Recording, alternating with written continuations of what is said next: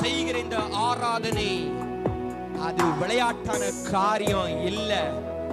வேதத்துல பார்க்கிறோம், ஒருவனுக்கு ஒரே ஒரு ஆராதனை செய்வதற்கான ஒரு வாய்ப்பு கிடைத்தது. ஆபேல் ஒரே ஒரு ஆராதனை தான் அவருடைய வாழ்க்கையில. ஆனால் ஏசப்பா எப்படி அந்த ஆராதனை குறித்து சாட்சி கொடுத்தார் தெரியுமா? இவன் நீதிமானாக்கப்பட்டான்.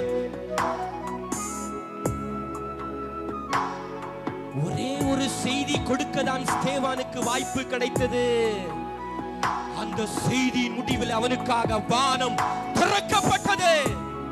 அவனுடைய ஜீவனதோடு போனாலும், ஆபேலுடைய ஜீவனதோடு போனாலும், அவனுக்காக வானம் திறக்கப்பட்டு தூதர்கள் அவனை வரவேற்க ஆயத்தமாயிருந்தார்கள். நீ ஆராதனை அசட்டை பண்ணி கொண்டிருந்தார், தேவனும் தேவ தூதர்களும் துக்கப்படுவார்.